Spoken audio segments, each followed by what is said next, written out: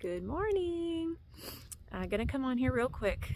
Let's see if I can keep it quick and just go over a couple more things I didn't touch base on yesterday. So after my little candy rant, I've gotten some messages just genuinely asking, like, how do we talk to our kids about this, why we do things this way.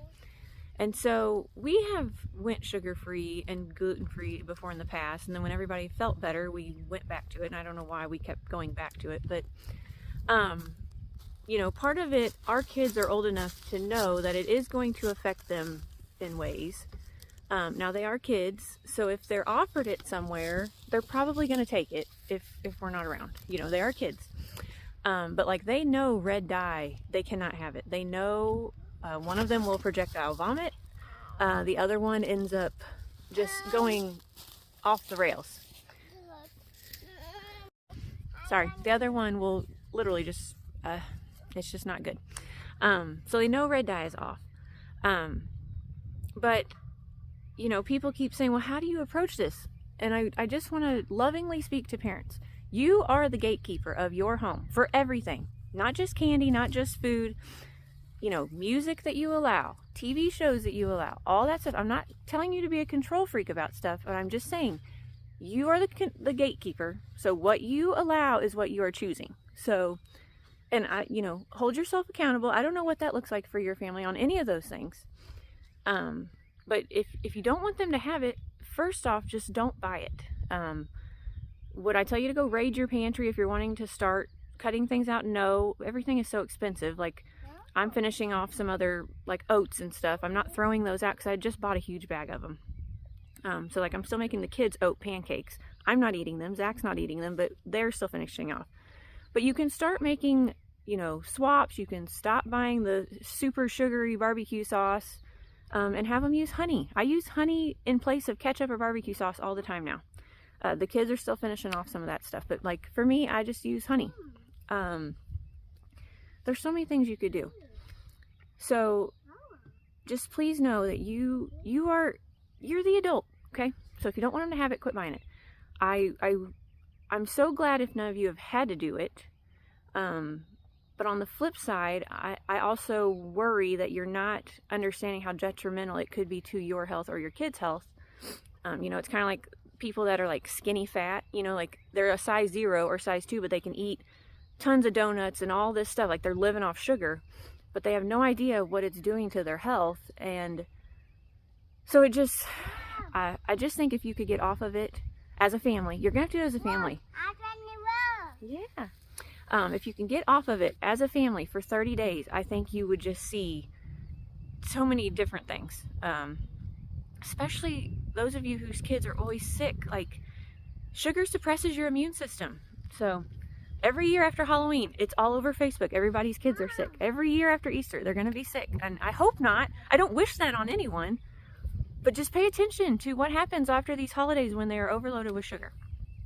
So that's the first thing. The other thing some people are asking, and they've asked me this before, like, are we worried that being so restricted on things is going to bite us in the butt later? Like, that the kids are going to go nuts and that's all they're going to want later in life. And I've had that mindset before when I would tell myself it was okay for them to have little bits here and there and trying to moderate. Zach and I are not moderators.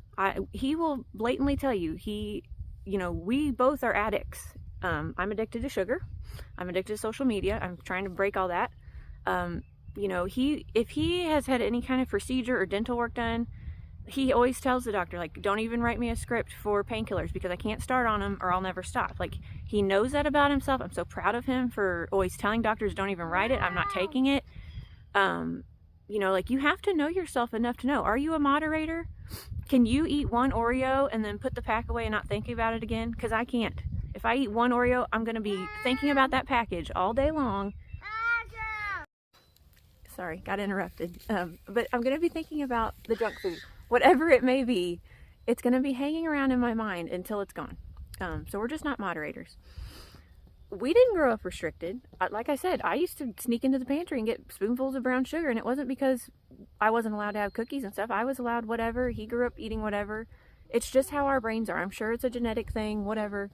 I'm sure we've passed that to our kids. So my question, and you're going to think I'm being ridiculously extreme, but growing up, I wasn't allowed to have cigarettes and I wasn't allowed to have alcohol, not even in high school. I wasn't allowed to do all that.